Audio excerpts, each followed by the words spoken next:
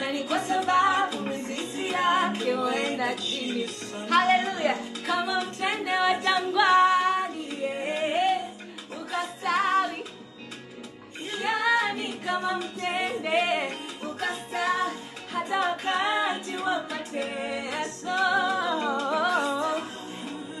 Kama unapanda kando ya vijito vya maji, hofu na mashaka, hofu na mashaka ziondoe, mwamini Mungu.